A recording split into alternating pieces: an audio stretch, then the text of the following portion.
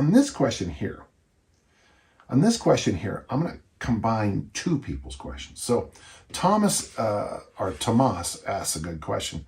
I'd love to get your insights on how a recent parent think about fitness and health. Oh man, I tell you, you can just look in my journals when the baby showed up and you can just see. And by the way, Tomas, I learned more when Kelly and Lindsay were first born. I learned more about training then because I didn't have any time and I had to just be smarter than ever. So he talks about this. As you probably still have vivid in your mind, the poor sleep, brutal, carrying kids and the nagging aches that show up or make it hard to recover and even get the brain to train. He mentions being a little skinny fat father of 2 great kids. He always follows my advice. You crazy person. I'm focusing on reducing fat and then some muscle and strength. Now, the reason I want to combine this question is because I'm going to give you and Luke basically the same answers. I do notice a lot of folks in the Q&A and forum posts are all about training for elite performance, which is great, but I'm just a regular guy wanting to be an all-rounder, never going to win an Olympic medal, and don't need to put up ridiculous numbers in the weight room. For someone who wants to be an all-around active person, one who'd like to go surfing, snowboarding, I love it and continue doing it into the occasional cricket match. I want to continue doing this until 80 or so. How would you approach your training? So in a sense, what I want to do is answer both your questions kind of at the same time, because even though they're different needs, the concept's the same. You know, as the father of 2, you want to stay in condition as long as you can. At least that's what I think with my babies. And of course, I do probably answer a lot of questions about elite performance at DJU. Probably, I sometimes feel I don't, but you're right. So the thing I came up with you and for you two, and I invented this, and I'm going to sell this idea. This is a great idea. I've invented these. Send me $200 and I will send you these.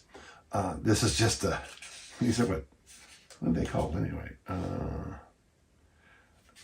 Note cards, I think they're called. Yeah, that's what it says here. And what I like about this particular brand is that they stick, which is nice, especially if you use them like I do for reminders. And what I did, so I have this pirate map that I follow every day. And this is my journal. This is my current journal. And I like it. And this is my current pirate map. But, this is a pirate map for a 65-year-old man who does weekend workshops and does some work online. I can wake up anytime I want most days. I don't, because I go to bed so early. I wake up early. And I have this great thing. I do this. I do these things every night, and I do all this, and you're all probably leaning in. Oh, what's your secret? Well, my secret is, work really hard for, 50 plus years, and then enjoy the benefits of it. So there's your plan. Well, that's in both cases. I want to address and help you as best I can. So what I thought would be a good idea is this. So I came up with what I consider a program for both of you, and I'd like my listeners to see if this has any value. First, so when I looked at this, I came up with some numbers. Okay, so every night before you go to bed, I think you should have a to-do list for the next day. And one of the things I notice with myself anyway, if my to-do list says email Pavel, I just do it right there before I go to bed. If it says send a message to blank about blank, I'll just send a message to blank about blank. And so sometimes my to-do list isn't, some days, this is today's, okay. So today, I have a little note to myself, and my to-do list is one thing today. One thing. So it's a pretty easy day. Now, there's other days that are tough. By the way, I don't write down a lot of things, like practice with my throwers is at noon every day. I don't need to write that down in my pirate map. That's just what I do. I don't necessarily write down everything I've got to do, especially with something I do every single day. Kind of like brushing your teeth. I don't make a note to myself to brush my teeth. I sort of kind of remember it after, a fairly long life of doing it. So what I'm going to recommend to you guys is this. First off, get yourself a pad of something. I like this note card. And before you go to bed, anytime you have any quiet time at night, write down the things you have to do tomorrow. Now, if you notice after a while you don't have very much, that's probably better. When I wake up, I do a 15-minute meditation on an app called Brain.fm. But both of you are struggling for time.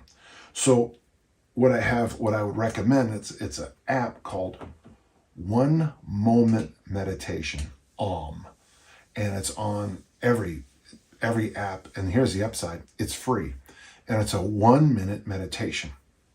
I press the button, the little man closes his eyes, and then it goes ping, and then for 1 minute I count my breaths. Okay. Now I might be unique on this, but I find for myself that if I take 5, 6, or 7 breaths, that's usually in my better days. If I take 30 breaths in a minute, it's probably a good day not to do anything. Oddly, I find if I'm like 3 or 4, that doesn't always mean a good day either. I'm sure there's a good scientific reason for it, but I don't care. It's just something I've noticed. So writing down your to-do list before you go to bed, I don't know, 15 seconds. Your 1-minute meditation. Now, one of the things I do every day before I go to bed is I make a pot of coffee and I set it for the timer. However, I also do something my brother Gary taught me. I always keep instant coffee around. And then while you're doing, okay, you roll out, you do your just, before you do your morning pee-pee, you flip on the kettle. I use an electric kettle. Here in the United States, we call them teapots. Flip that on. And by the time I kind of, peruse around the house and making sure the doors are closed and stuff like that, the hot pot is hot. I take my instant coffee and I drop it in, and I have my cup of coffee. It's far faster for me to do that than to make a whole pot of coffee. And there are many nights where especially when I had little ones, that making the pot of coffee would have been the thing that would have sent me over the edge. For your workout, do my 1-minute mobility thing. Every day I hang for 30 seconds and then I sit at the bottom of a goblet squat for 30 seconds. That's my 1-minute mobility program. So 1-minute meditation, 1-minute mobility, instant coffee. And then I would do, if I were you, both for a while anyway, something along the lines of my perfect workout. So 1-minute mobility, the perfect workout takes me 8 minutes. Now, if I walk, it'll take me longer. But so the perfect workout is left hand, left knee down, 8 half kneeling presses, right hand, right knee down, 8 half kneeling presses, hang for 30 seconds again, drop down, left, right, hang, left, right, hang, 3 sets of 8 in the presses and the extra hangs. Then I put on my glute loop and I do my hip thrusts. I do hip thrusts and clamshells. My favorite one in the mornings is 15 hip thrusts, 15 clamshells, 14, 14, 13, 13, all the way down to 1, 1. If that's all I get in the day, it's a good day. Then I get a broomstick and a weight. I use a kettlebell. You do a goblet squat. It's in the YouTubes. I do a goblet squat. I put the weight down at the bottom. I pick up a stick. I stand up with an overhead squat. I go back down with that stick. I put the stick on the ground. I stand up with the goblet squat. That would be, when I stand up with that goblet squat, that's 1 rep. 5 is pretty good. I've done up to 8, but I find that the last 3 reps just get you tired. And then I march in place with that same kettlebell, left and right hand suitcase carries. That workout takes me 8 minutes, and I have a real-time example of it on here on the YouTube channel. I have one last piece of advice for you, but I want you to think about this. 1-minute meditation, instant coffee, 1-minute mobility, 8-minute workout. That puts us at 11 minutes. And if you can't find 11 minutes in a day, and I know sometimes you can't, but generally if you can't find 11 minutes in a day, we have some other issues we need to talk about. And then the final thing is, I think you should eat vegetables every meal. And I want you to model to your children that you eat vegetables every meal. So one of the things I do, so I buy Pyrex. Over here at Smith's Food King, they have these little Pyrex assortments. I get nothing from any of this, you know that. But they come in this size Pyrex, and this size, and there's the 3 lids. And I have 3 sets of those. But I always put my oatmeal, and I put my vegetables, and I put my kimchi is in a glass jar, and I'm about to make the point here. So when I open up my fridge, I have any prepared foods I have, like I make my own sauerkraut. I put my daikon, that's a yellow radish. So when I open my fridge, I can see the vegetables. Now, this is important because you don't always have time. So about a week ago, my breakfast was this. I didn't have much time. I opened up my fridge. I pulled out some salmon. I put the cold salmon on a plate. I added 2 different kinds of kimchis. I added my sauerkraut, which I have to make more of.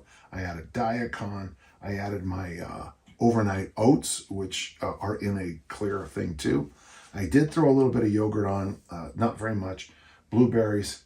Oh, and then I have sushi ginger in there. I threw that on too. And then I usually have those little oranges, the clementines that are big this time of year. And I usually have one of those with a meal like this. And it just explodes in color. But here's the thing. There's no cooking, and I threw everything on the plate in half a minute, and I was able to eat.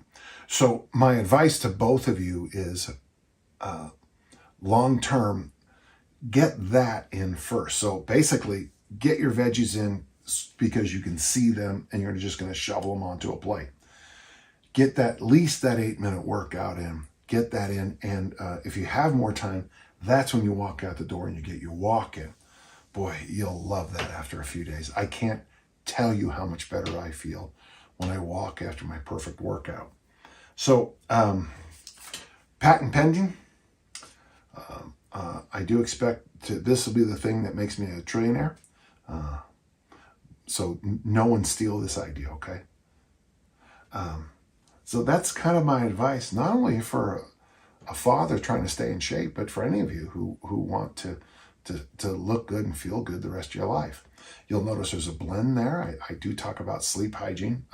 Writing your to-do list before you go to bed is very healthy because then you're not chasing your. And by the way, when I write, sometimes I'll even put down the phone numbers of people I have to call or any information. I'll just stack it all right next to it, so it's all right there.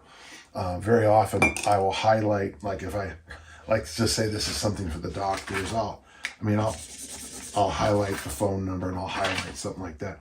Just so in the morning when I pick it up, it's just so much easier. And the easier and easier you make things, the easier it is to keep doing them. But so I've got sleep hygiene in there. I've got meditation in there. I like to start my day with freeing up my free fatty acids by drinking coffee. I got mobility in there. I've got a general nice overall body workout. I emphasize vegetables, and you can see them because they're in Pyrex or mason jars. Oh, mason jars. The mason jars that are this big are probably the healthy person's best friend. Yes, I make my sauerkraut there. Yes, that's where. But using that to store your food when you come home from the store and you do the work, I think you should chop and dice. You just shove that right in those mason jars so you can see what you have in there.